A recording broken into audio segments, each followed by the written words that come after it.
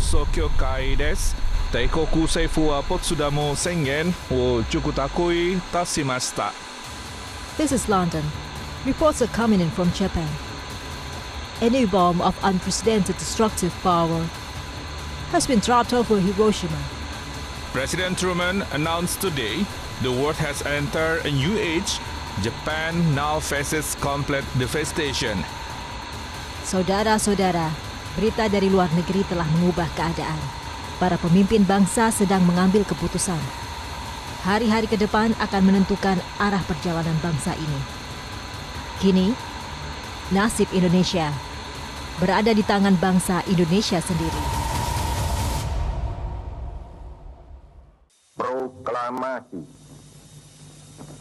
Kami, bangsa Indonesia, dengan ini menyatakan kemerdekaan Indonesia. Hal-hal yang mengenai pemindahan kekuasaan dan lain-lain diselenggarakan dengan cara saksama dan dalam tempo yang sesingkat-singkatnya. Jakarta, 17 Agustus 1945, atas nama bangsa Indonesia, Soekarno Hatta.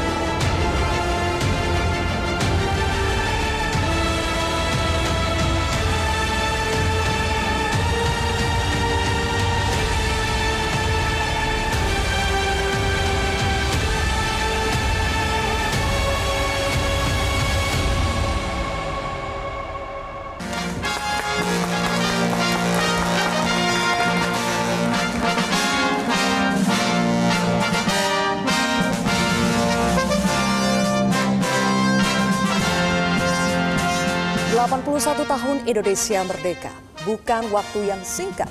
Tak terhitung suka duka yang telah kita lalui bersama. Meski telah merdeka, bukan berarti tantangan telah sirna. Kini saatnya kita tak melangkah sendiri-sendiri mewujudkan Indonesia berdaulat, adil dan makmur. Kami akan merajutnya dalam rangkaian cerita Bersama Indonesia.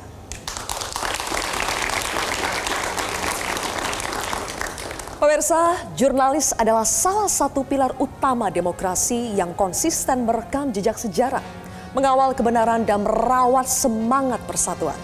Untuk itu, hari ini saya Zilvia Iskandar tidak sendiri. Saya akan ditemani oleh seorang jurnalis senior kebanggaan Indonesia. Mari kita sambut bersama Arief Suditomo.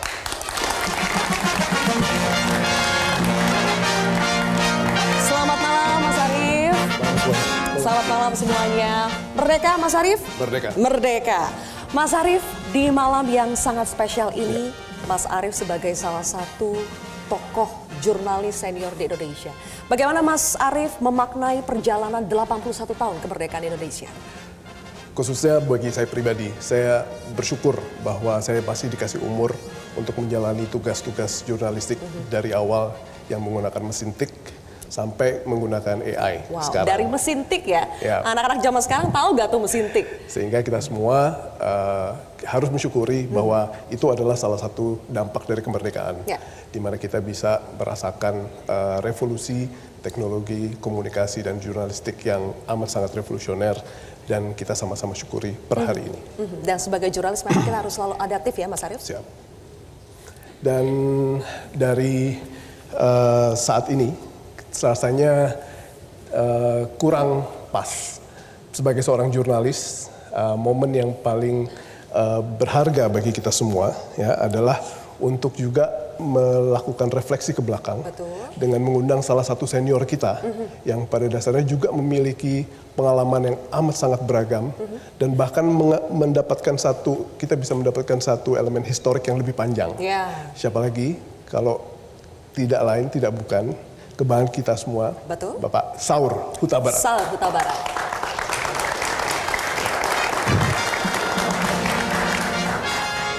Bang Saur, selamat malam juga. Sehat ya Bang ya? Sehat banget. Merdeka Bang? Merdeka. Merdeka. Senang sekali dengan semangatnya Bang Saur. Bang Saur, kalau di sini tadi Mas Arief senior, Mas Saur super senior. Super senior lagi ya? Artinya tua dan peot. Bang Saur yang sudah menjadi tokoh pers sejak puluhan tahun. Melihat revolusi perkembangan peran pers selama masa kemerdekaan Indonesia, seperti apa Bang Saur? Nomor satu, dibredel itu menyakitkan. Dibredel? Karena itu tidak boleh terulang kembali. Nomor dua, sejak Mei 1998, kita menikmati kebebasan pers. Ya. Bebas dari penjajah, harus juga lah bebas dari rezim otoriter. Kebebasan pers itu pertama, Anda bebas meliput, Anda bebas menulis, Anda bebas memproduksi, dan bebas menyiarkannya. Betul. Tapi yang kedua, kebebasan itu memungkinkan kita melakukan kontrol secara merdeka. Tapi yang ketiga, kebebasan pers juga memungkinkan kita menyelenggarakan debat publik. Dan jangan lupa, hak publik adalah untuk tahu. Baik, terima kasih Bang Saur atas insight-nya. Dan pemirsa, perjalanan kemerdekaan ini bukan hanya milik masa lalu, tapi juga tentang perjalanan kemerdekaan yang harus diteruskan oleh tiap generasi. Dan oleh karena itu, seperti tongkat estafet yang diberikan oleh Bang Saur kepada Mas Arief, kemudian berlanjut kepada saya, setelah ini kita juga akan berbagi cerita dan berdiskusi langsung dengan perwakilan dari generasi muda tentang bagaimana dedikasi dan kerja nyata yang mereka berikan untuk Indonesia, termasuk juga nanti dalam bidang pangan. Hadirin sekalian dan pemirsa dimanapun Anda berada, tetaplah bersama kami di Bersama Indonesia.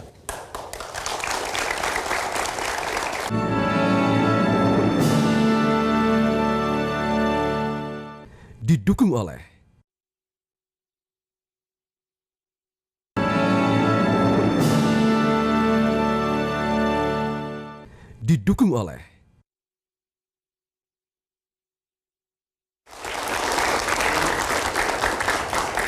Pemirsa, setiap masa ada orangnya, setiap orang ada masanya.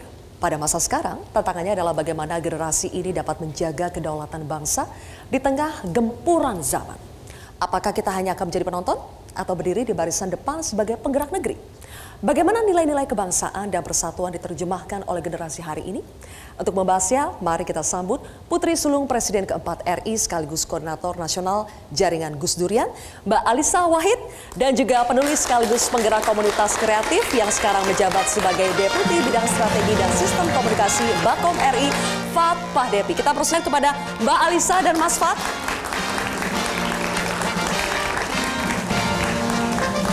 Apa kabar Mbak Alisa?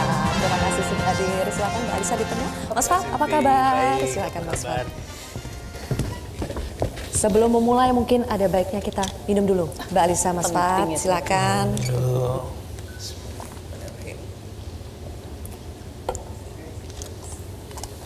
Apa kabar Mbak Alisa, Mas Fat? Semuanya sehat ya? Apalagi di hari kemerdekaan kita semuanya bersemangat. Mbak Alisa sebagai tokoh yang selama ini dikenal sebagai tokoh yang konsisten dalam menjaga nilai-nilai keberagaman. Dan juga bagaimana Mbak Alisa ini selalu konsisten untuk mempraktikkan nilai-nilai kemanusiaan. Apakah Mbak Alisa melihat semakin banyak anak-anak muda yang juga meneruskan nilai-nilai itu di Indonesia dengan kondisinya yang sekarang? Ya, tentu saja. Jadi anak-anak muda Indonesia itu sangat concern terhadap masa depan Indonesia, jelas gitu. Mereka punya imajinasi begitu ya, negara yang ideal itu seperti apa, bangsa yang ideal seperti apa. Karena anak-anak muda itu ternyata Mbak, mereka lebih sensitif terhadap nilai-nilai.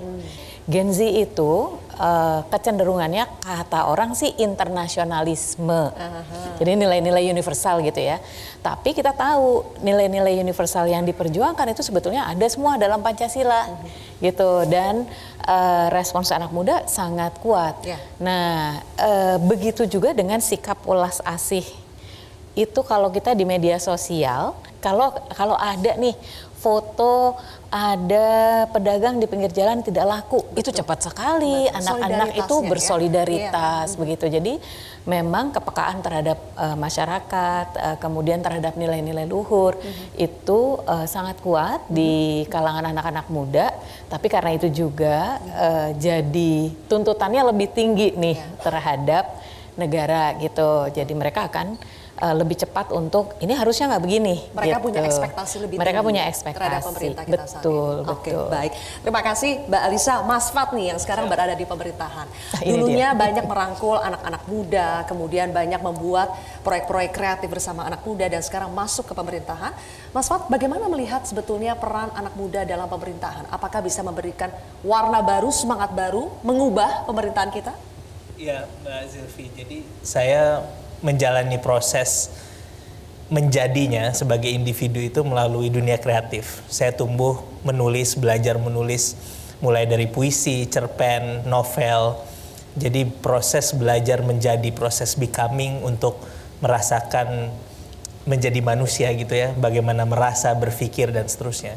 Jadi ketika saya menggalang gerakan kreatif misalnya atau mengajak anak-anak muda berada di dalam frekuensi itu, yang saya temukan adalah sebetulnya yang harus kita cari bersama adalah frekuensinya.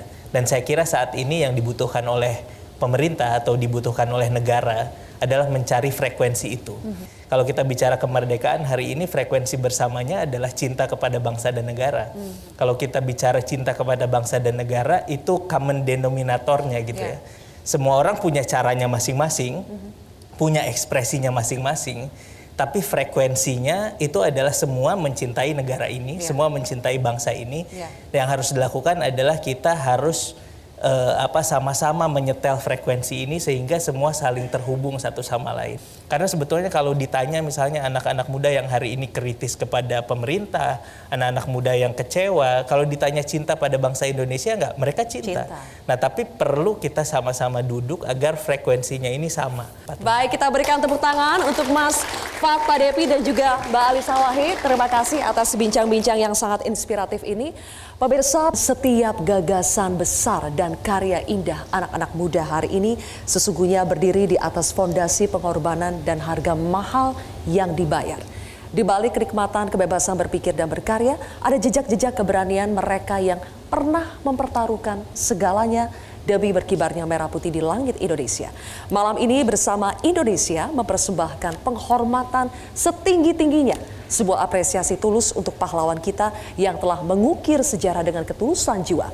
Inilah penghargaan Adi Wira Nugraha.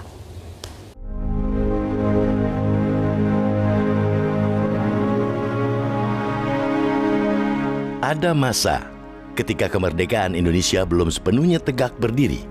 Ketika sebagian anak muda memilih menjalani hidupnya, Muhammad Amin justru memilih jalan perjuangan. Lahir pada 1920, di usia 18 tahun ia bergabung dengan Laskar Rakyat di Magelang, Jawa Tengah. Usia muda tak menghalanginya untuk meninggalkan kenyamanan dan mengangkat senjata mempertahankan kemerdekaan yang baru saja direbut. Dalam perjalanan perjuangannya, Muhammad Amin mengaku pernah mendampingi Panglima Besar Jenderal Sudirman dalam perang gerilya. Di tengah kondisi kesehatan sang Panglima yang terus menurun, ia dipercaya menjadi salah satu pemikul tandu Jenderal Sudirman. Mereka bergerak dari satu tempat ke tempat lain, menembus medan yang sulit, menghindari kejaran pasukan Belanda. Jember, Ambulu, hingga Banyuwangi menjadi bagian dari jejak gerilya yang tak mudah dilupakan. Bagi Muhammad Amin, perjalanan itu bukan sekadar berpindah medan perang, melainkan sebuah misi untuk memastikan perjuangan Jenderal Sudirman terus berlanjut. Hari ini, kesaksian Muhammad Amin mengingatkan kita bahwa kemerdekaan tidak lahir dengan mudah. Di balik bendera merah putih yang kita kibarkan, ada pengorbanan, keberanian, dan kesetiaan para pejuang. Mereka yang mungkin tak selalu tercatat besar dalam sejarah, namun telah memberikan hidupnya untuk Indonesia. Muhammad Amin, pejuang yang menjaga api kemerdekaan tetap menyala.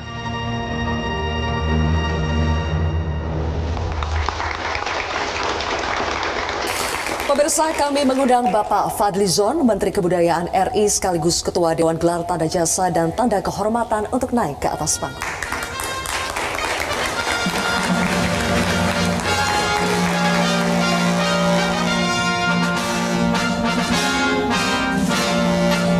Apa kabar Pak Fadli? Kita boleh bincang-bincang sejenak ya sebelum kita mengundang penerima penghargaannya. Pak Fadli, jadi sebagai Dewan GTK, bagaimana memastikan proses penentuan calon pahlawan nasional atau penerima tanda kehormatan itu benar-benar objektif dan bebas dari kepentingan tertentu? Iya, memang saya dalam hal ini dipercaya oleh Presiden sebagai Ketua Dewan Gelar Tanda Jasa Tanda Kehormatan. Terutama untuk pahlawan nasional itu prosesnya memang cukup panjang, harus melalui penelitian dan pengkajian. Ada yang namanya tim peneliti dan pengkajian daerah TP2GD, kemudian ini melaporkan atau memberikan rekomendasi kepada bupati, wali kota, gubernur, kemudian dari situ secara berjenjang ke TP2GP, tim gelar untuk tingkat pusat, itu di bawah Kementerian Sosial.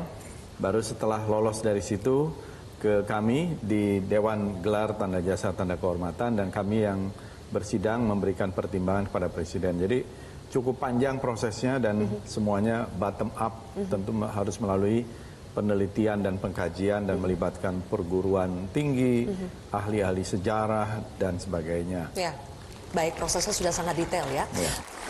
Dan untuk itu, Bapak Menteri, sekarang kita undang bersama penerima penghargaan pada malam hari ini dari keluarga almarhum Bapak Muhammad Amin untuk naik ke atas panggung.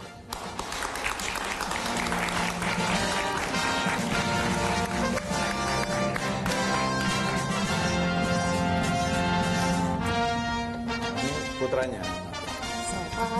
Dan kami persilakan kepada Bapak Menteri Fadlizon selaku Menteri Kebudayaan RI dan Ketua Dewan Gelar Tanda Jasa dan Tanda Kehormatan untuk menyerahkan penghargaan Adi Wiranugraha kepada keluarga almarhum Bapak Muhammad Amin. Kita berikan tepuk tangan Bapak Ibu sekalian.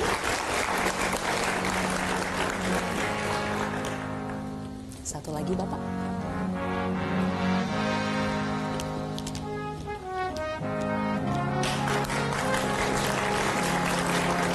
Silakan Bapak untuk menyampaikan sepatah dua kata. Assalamualaikum warahmatullahi wabarakatuh. Selamat malam untuk semuanya dan salam sejahtera. Merdeka! Merdeka! Saya tidak bisa berbicara banyak, sangat terharu sekali karena masih ada orang yang bisa bagi penghargaan untuk Bapak saya Muhammad Amin, Pemandu Jenderal Sudirman. Saya hanya tidak bisa berkata-kata banyak, hanya mengucapkan yang sebesar-besarnya kepada Bapak Fadlizon. Saya mengucapkan terima kasih yang sebesar-besarnya. Dan yang kedua, untuk Metro TV, saya ucapkan selamat sejahtera, semoga jaya di Nusantara. Saya akhiri, wassalamualaikum warahmatullahi wabarakatuh.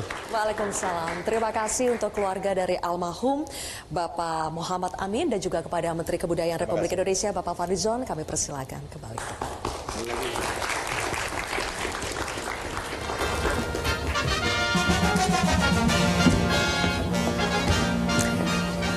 Pemirsa, kami masih akan kembali lagi dengan berbagai pembahasan dan juga penghargaan lainnya. Tetaplah bersama kami di Bersama Indonesia.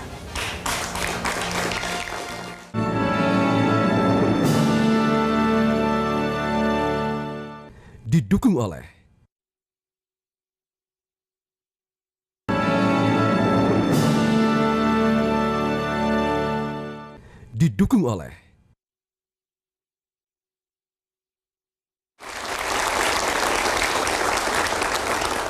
Kembali lagi di Bersama Indonesia, pemirsa, bicara tentang kedaulatan bangsa, ada satu fondasi paling mendasar yang tidak boleh goyah sedikit pun, yakni pangan.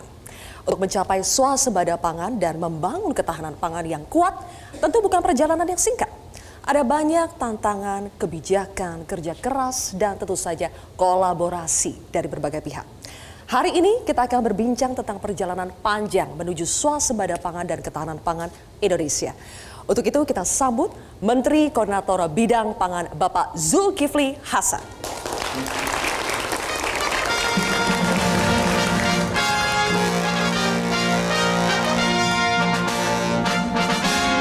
Malam Pak Menko.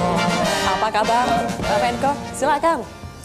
Terima kasih Pak Zulhas sudah datang. Kami persilakan. Petro yang undang mana berani nggak datang. Pak Menko, salam merdeka dulu Pak. Merdeka. Merdeka. Pak Menko, 81 tahun Indonesia merdeka. Apakah kita sudah benar-benar merdeka, berdikari secara pangan? Baru tahap awal, kan kita baru 20 bulan, belum 2 tahun ya. Kita itu impor gula hampir 6 juta. Kita kalau makan tempe tahu, kita impor kedelai 3 juta ton. Kita impor, kalau makan daging sapi, kita impor hampir 1 juta ekor sapi. Kita impor beras tahun 2024, 4,5 juta ton. Apalagi ya, hampir semua yang kita makan, kalau makan roti, makan mie, kita impor terigu 13 juta. Alhamdulillah, 2025 kita tidak impor beras lagi, bahkan kita sudah surplus 4,2 juta ton. Artinya kalau kita impor tentu yang mendapat manfaat itu petani luar. Kalau beras itu dari Thailand, dari India, dari Vietnam, berarti petani sana yang mendapat manfaat. Ya. Nah, kalau kita tidak impor tentu petani kita yang akan dapat manfaat. Kita baru satu yaitu beras dan jagung. Kalau beras seluruh kita sudah tidak impor lagi, tapi kalau jagung kita untuk konsumsi kita sudah tidak impor lagi, tetapi yang industri kita masih impor. Baik, terima kasih Pak Zulhas. Boleh kita berikan tepuk tangan terlebih dahulu. Baik, berbicara soal manfaat, pastinya yang ingin kita bisa rasakan manfaatnya itu juga adalah produsennya langsung. Misalnya kita berbicara di sini, Pak Zulhas adalah petani. Bagaimana petani kita juga bisa mendapatkan manfaat dan kesejahteraan dari penguatan di sektor pangan tadi?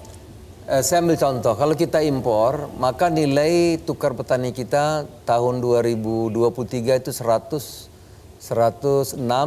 naik tahun 2024 116, tetapi setelah kita surplus 4,2 juta, nilai tukar petani kita kemarin tahun 2025 sudah 127. Artinya sudah lumayan, mereka sudah bisa bertahan, lahannya tidak bisa dijual ya. Dia sudah bisa menyekolahkan anaknya, harga gabahnya bagus 6.500, pupuknya lancar, dia cukup, jadi produktivitasnya naik, dengan pupuk lancar, produktivitas naik kira-kira 8%, harga kita naikkan dari 5,5 menjadi 5.500, produktivitasnya juga naik, jadi dia dapat kenaikan dari produksi, kenaikan dari harga, sehingga nilai tukarnya 127. Terima kasih, kita berikan tepuk tangan untuk Pak Menko Zulhas. Sepertinya sudah banyak bicara Pak, kita boleh minum dulu bersama Pak ya. Kita minum dulu. Baik pemirsa. Pemirsa, membangun ketahanan pangan memang membutuhkan kerja bersama pemerintah, petani, masyarakat hingga generasi muda. Dan hari ini menjadi bukti nyata bahwa di tengah riuhnya kebijakan ada sosok-sosok istimewa yang bekerja dalam senyap, merawat tanah dan mengedukasi masyarakat secara langsung. Ia yang memilih untuk mengabadikan hidupnya secara langsung kepada dunia pertanian dan lingkungan. Sebagai bentuk penghormatan tertinggi kami kepada mereka yang mendedikasikan hidupnya demi keberlanjutan dan ketahanan pangan nasional, inilah penghargaan Adi Ana Bakti Nugraha.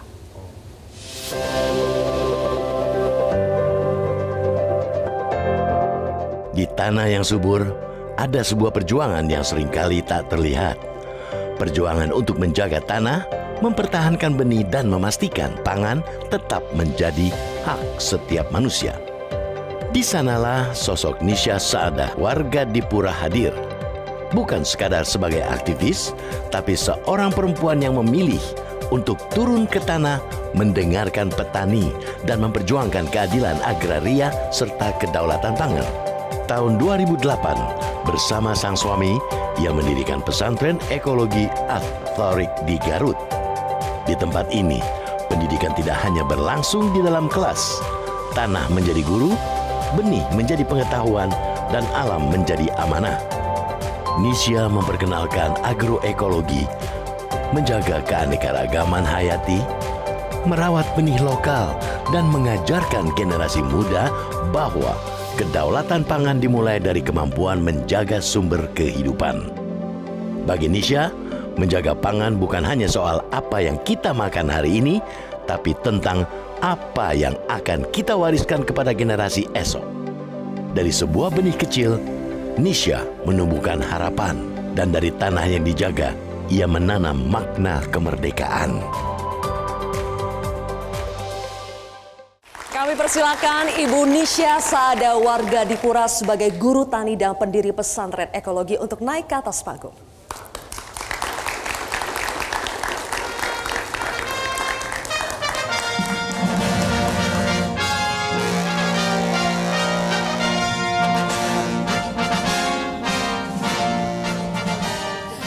Dan kami juga persilakan Bapak Zulkifli Hasan memberikan penghargaan bidang pangan untuk menyerahkan penghargaan Adi Ana Bakti Nugraha kepada Ibu Nisha Saadah, warga Dipura. Terima kasih Bu, selamat. Iya.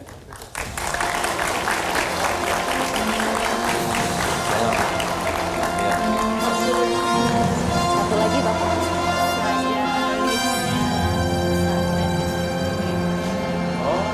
Satu lagi Bapak.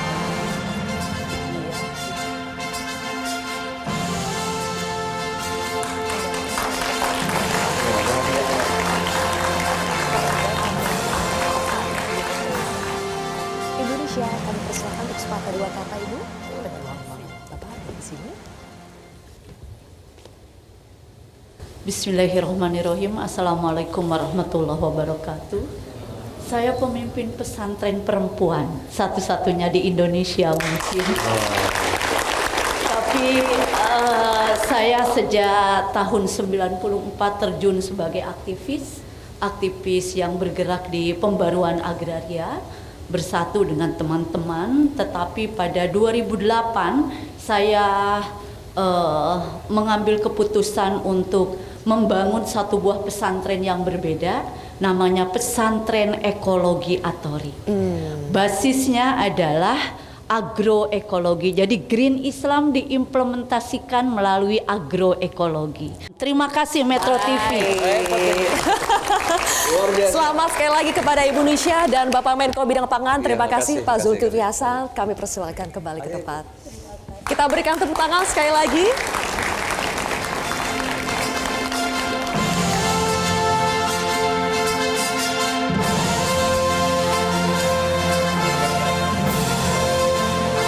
Pemirsa, kami masih akan kembali lagi bersama Indonesia akan kembali dengan cerita dan juga sosok inspiratif lainnya. Tetaplah bersama kami.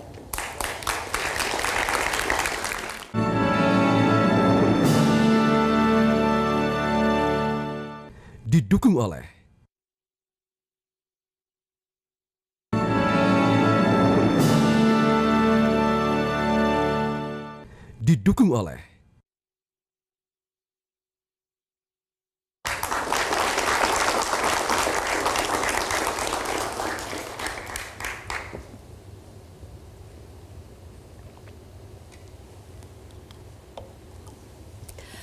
Selamat malam dan kembali lagi bersama kami di Bersama Indonesia. Pemirsa, jika di segmen sebelumnya kita berbicara tentang tanah dan keberlanjutan pangan sebagai akar kedaulatan, maka kini kita melangkah pada pemikiran, batas pengetahuan dan juga daya cipta manusia. Dalam persaingan global, hanya bangsa yang maju dalam riset, sains dan teknologi yang akan memegang masa depan. Dan di tengah-tengah perkembangan teknologi yang begitu cepat, semakin banyak anak muda Indonesia yang bukan hanya menjadi pengguna, tetapi juga ikut menciptakan, mengeksplorasi, bahkan menemukan solusi yang diakui dunia. Lalu seperti apa sebenarnya arah perkembangan teknologi Indonesia? Dan bagaimana kita memastikan generasi muda untuk punya ruang, untuk terus berinovasi? Buat membahasnya, mari kita sambut Wakil Menteri Pendidikan Tinggi, Sains dan Teknologi, Profesor Stella Christy.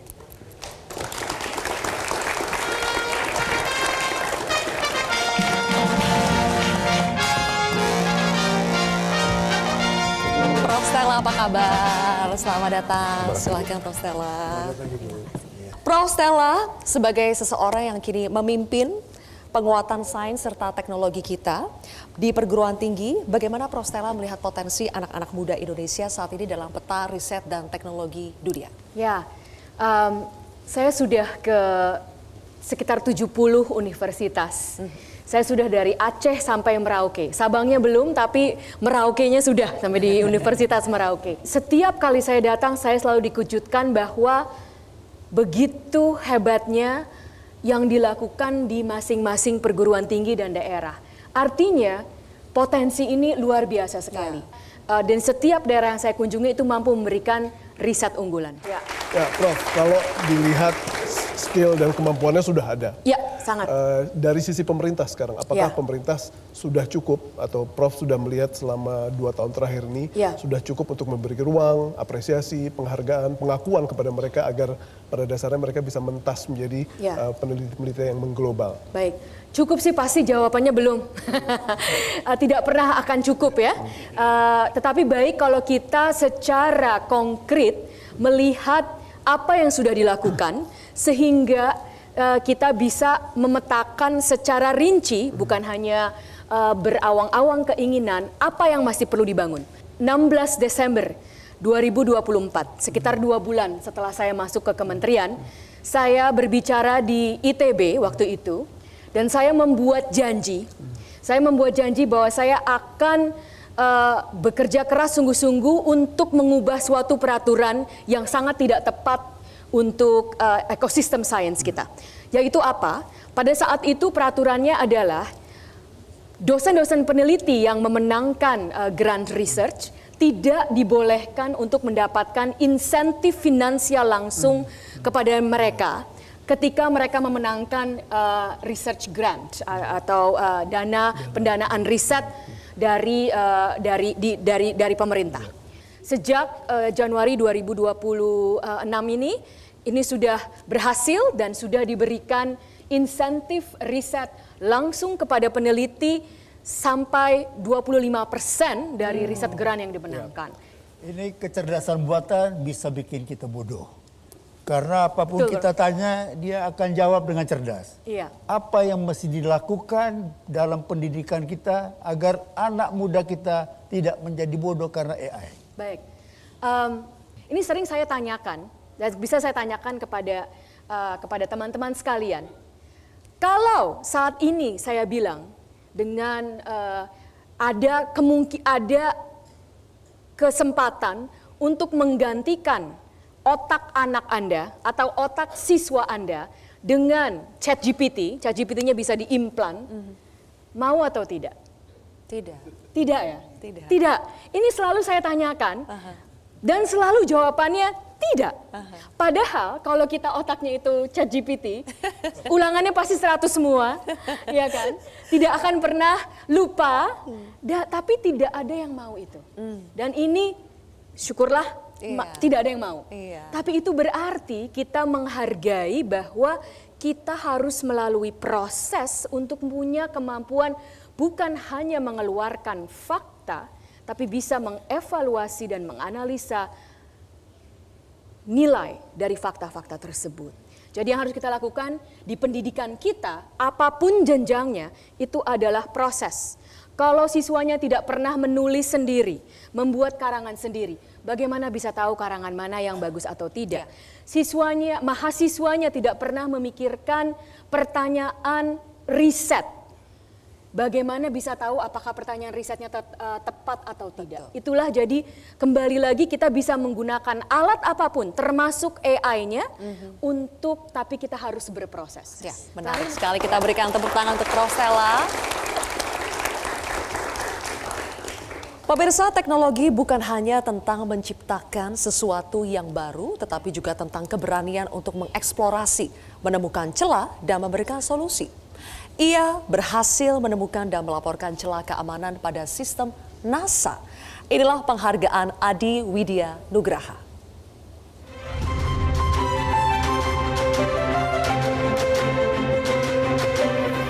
Di negeri ini, ada jutaan anak yang tumbuh dengan mimpi. Namun hanya mereka yang berani belajar, berani mencoba dan berani menembus batas yang mampu mengubah mimpi menjadi prestasi. Di Boyolali, Jawa Tengah, seorang anak berusia 11 tahun membuktikan hal itu. Namanya Ibrahim Al-Abrar. Siswa kelas 6 SD Negeri 3 Geneng Sari ini menaruh perhatian pada dunia yang mungkin belum banyak dikenal anak seusianya. Dunia pemrograman dan keamanan siber. Berawal dari hobi bermain game, rasa ingin tahunya tumbuh menjadi semangat untuk belajar. Secara mandiri, Ibrahim mendalami pemrograman dan keamanan siber melalui berbagai sumber belajar digital. Hingga suatu hari, Ibrahim menemukan celah keamanan pada salah satu sistem NASA atau Badan Penerbangan dan Antariksa Nasional Amerika Serikat. Temuan itu dilaporkan Ibra melalui program Vulnerability Disclosure Policy milik NASA. Setelah melalui proses verifikasi, NASA memberikan Letter of Recognition sebagai apresiasi atas kontribusi Ibrahim dalam membantu meningkatkan keamanan sistem digital NASA. Sebuah pencapaian luar biasa dari seorang anak yang tumbuh jauh dari pusat teknologi, Ibrahim Al-Abrar. Langkahnya telah membawa satu pesan bahwa anak Indonesia tidak hanya mampu menjadi penonton perkembangan zaman, tetapi juga mampu menjadi pencipta masa depan. Dari tanah air untuk dunia, Ibrahim Al-Abrar, anak Indonesia yang membuktikan bahwa mimpi tidak mengenal batas.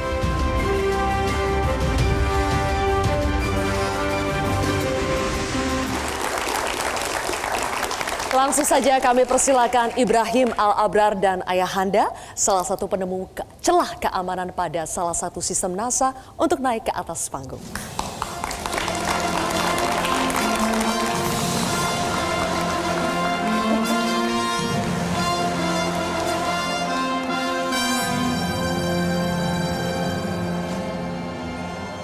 Halo Ibrahim. Selamat ya, silakan Bapak, selamat ya. Kami juga mempersilakan Profesor Stella Christy selaku Wakil Menteri Pendidikan Tinggi, Sains dan Teknologi untuk menyerahkan penghargaan Adi Widya Nugraha kepada Ibrahim Al-Abrar.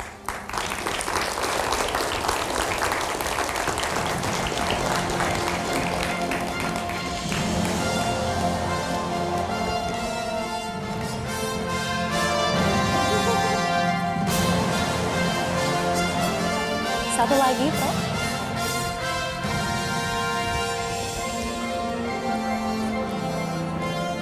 Kita berikan tepuk tangan. Bapak atau Ibrahim, silakan. Sepatah dua kata, silakan.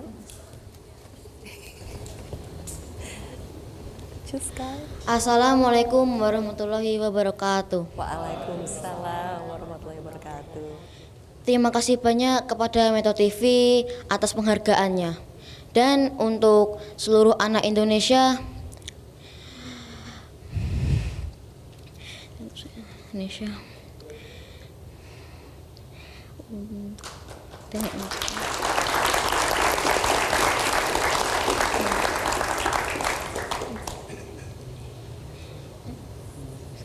mulai sekarang belajar coding, AI, dan cybersecurity.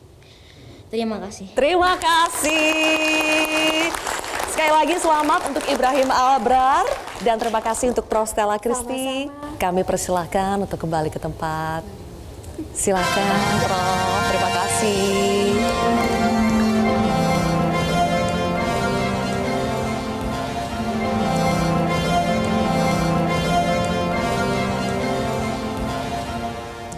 Pemirsa, usai jeda berikut kami akan kembali lagi dengan apresiasi tinggi untuk penghargaan di bidang selanjutnya. Tetaplah bersama kami di Bersama Indonesia.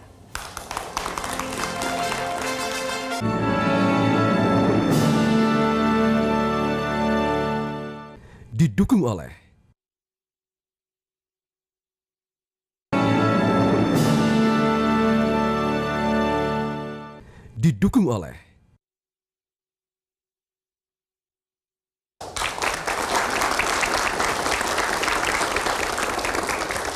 Pemirsa, setelah dalam segmen sebelumnya kami memberikan penghargaan dan apresiasi tertinggi kepada veteran, tokoh dalam bidang pangan, bidang teknologi, dan kini satu yang terpenting adalah dalam bidang ekonomi. Dalam bidang ini ada jasa tokoh-tokoh bangsa yang telah memikirkan bagaimana bangsa ini bisa berdiri di atas kekuatan ekonominya sendiri. Salah satu tokoh yang memiliki peran penting dalam perjalanan ekonomi Indonesia adalah almarhum Bapak Raden Mas Margono Djoyo Hadikusumo. Dedikasi dan pemikirannya menjadi bagian dari sejarah panjang pembangunan ekonomi Indonesia. Hari ini kami memberikan penghormatan tertinggi kepada warisan pemikiran dan dedikasi di bidang ekonomi yang telah menjadi pilar penting perjalanan Republik ini. Semangat dan perjuangan beliau kembali kami kenang melalui sebuah apresiasi tertinggi di bidang ekonomi. Inilah penghargaan Adi Arta Nugraha.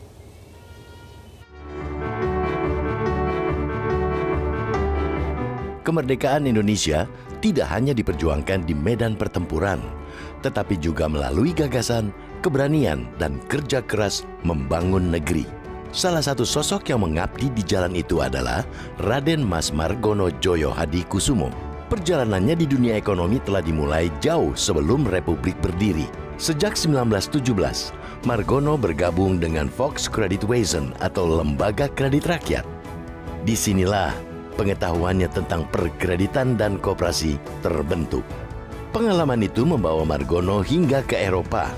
Ia menghadiri Kongres Koperasi pada 1938 dan memperluas wawasannya tentang kekuatan ekonomi rakyat.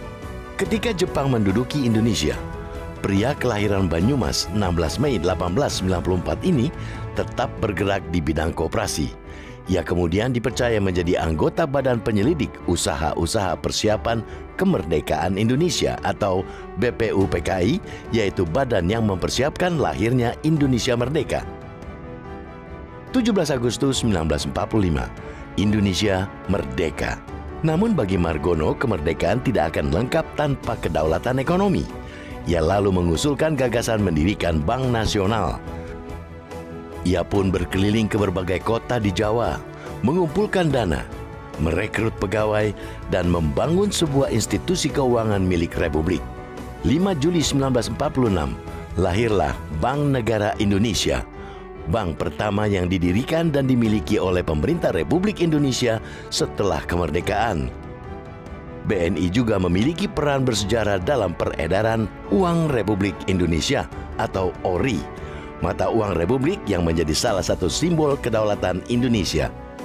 Dari meja-meja persiapan kemerdekaan hingga membangun institusi ekonomi Republik Indonesia, Margono membuktikan bahwa mencintai Indonesia bukan hanya dengan memperjuangkan kemerdekaan, tetapi juga dengan mengisi dan menjaganya.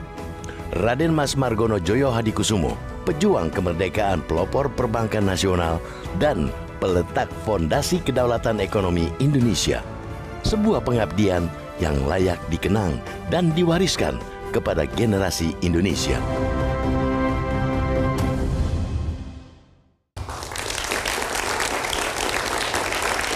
Kami persilakan Rahayu Saraswati sebagai cicit dari almarhum Bapak Raden Mas Margono Djoyo Hadikusumo sekaligus Wakil Ketua Komisi 7 DPR RI untuk naik ke atas panggung.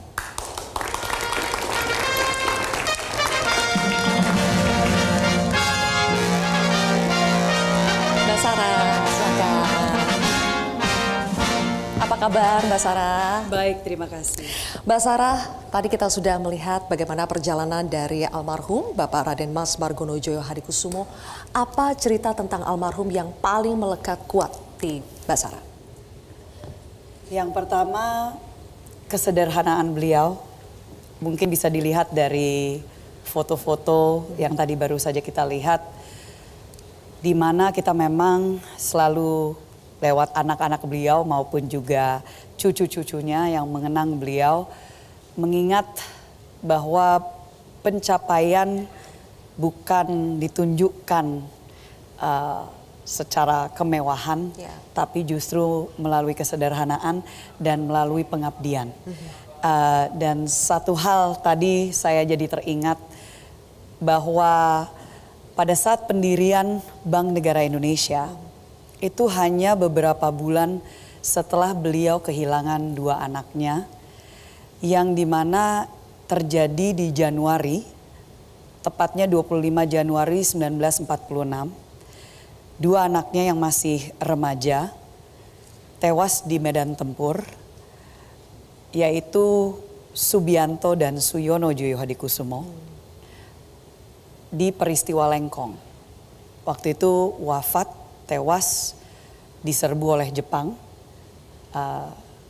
bersama dengan Dan Mogot. Dan hanya beberapa bulan setelah itu,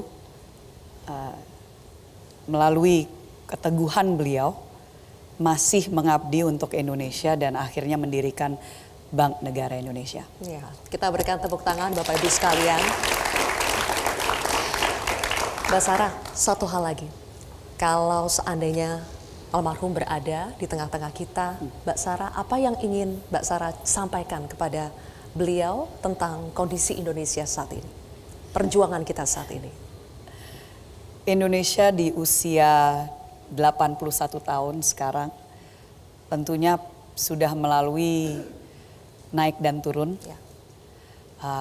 masa-masa keemasan yang saya rasa sampai saat ini pun cucu beliau, Prabowo Subianto, Presiden Republik Indonesia, masih mencoba mewujudkan cita-cita para pendiri bangsa, termasuk Eyang Margono dan juga Eyang Sumitro, karena dua-duanya hadir di meja bundar di mana mereka memperjuangkan kedaulatan dan kemerdekaan Republik Indonesia di hadapan negara-negara lain.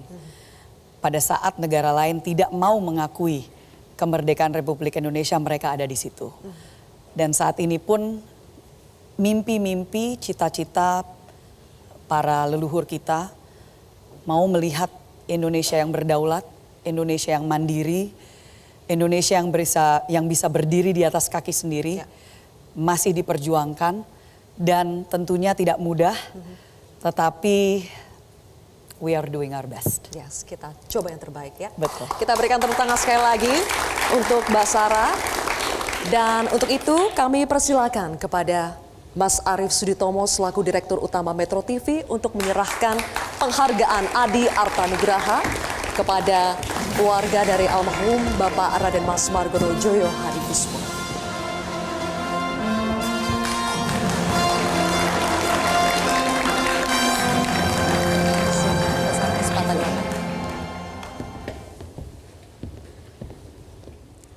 Atas nama keluarga besar Margono, Raden Mas Margono Joyo Hadikusumo, maaf karena kami sudah tidak menggunakan title-title tersebut.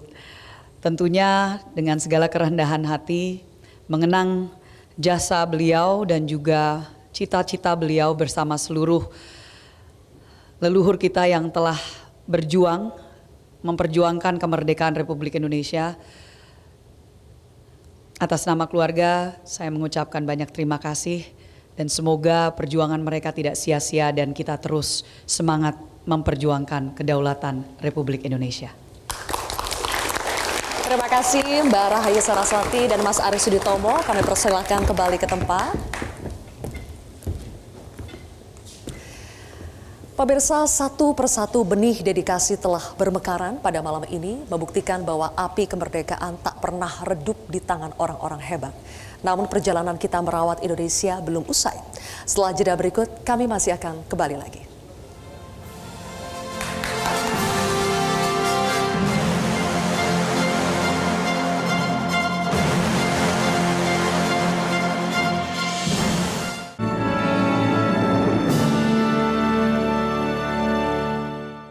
Didukung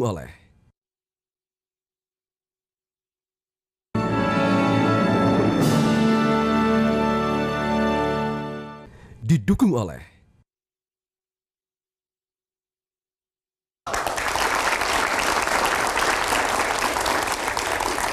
Pemirsa, kembali lagi bersama kami di Bersama Indonesia. Dan luar biasa sekali rangkaian diskusi dan juga penganugerahan yang sudah kita ikuti dari awal hingga segmen akhir ini.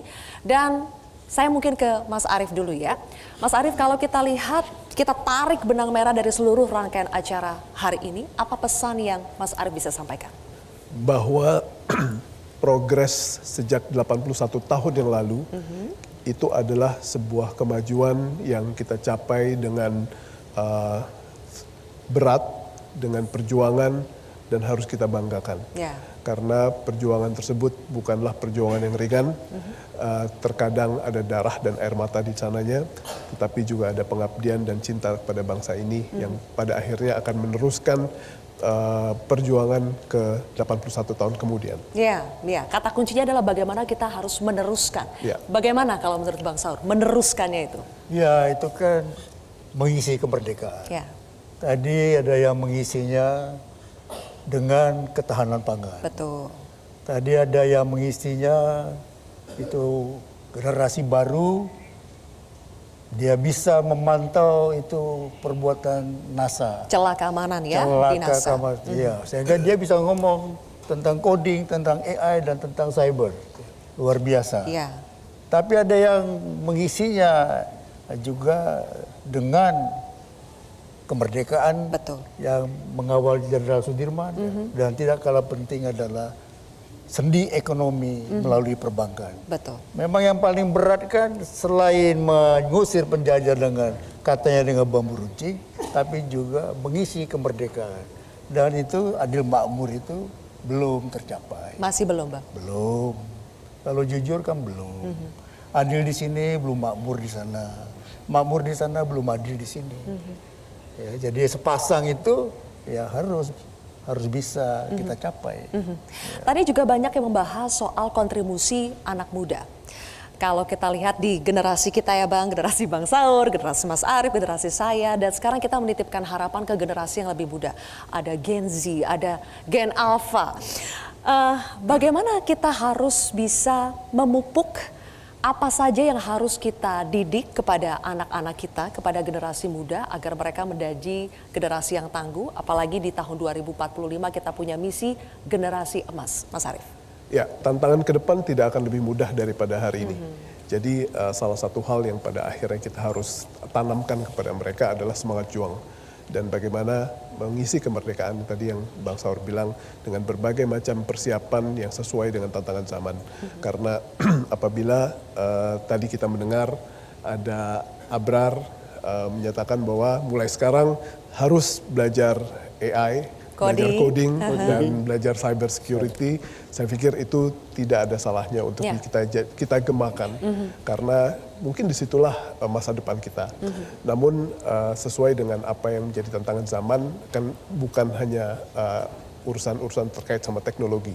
Masih ada banyak sekali ruang buat generasi muda kita untuk berperan dan menanamkan berbagai macam usaha mereka agar mereka bisa membanggakan Indonesia pada akhirnya. Oke, terima kasih Mas Arief. Dan terakhir kepada Bang Saur juga yang sudah melihat perjalanan lintas generasi, pesan dari Bang Saur untuk anak-anak muda, untuk kita semua yang masih berjuang sampai titik hari ini apa Bang?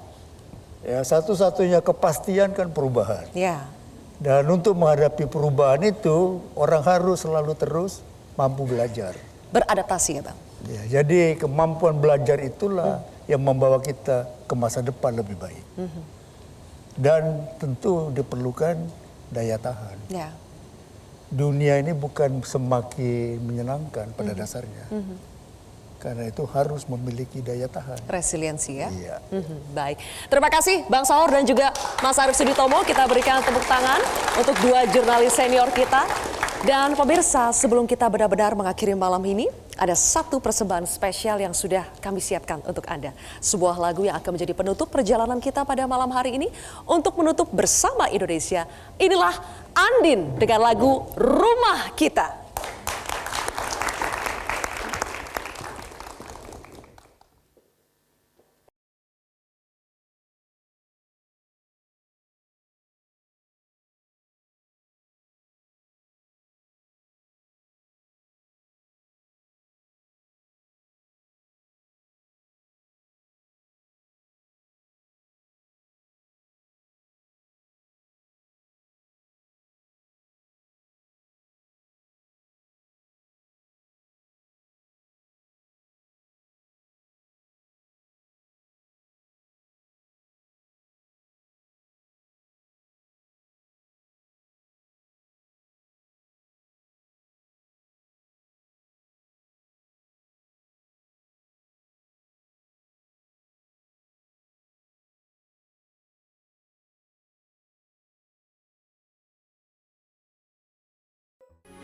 Metro TV. Jelajahi cara baru mendapatkan informasi. Download Metro TV Extend sekarang.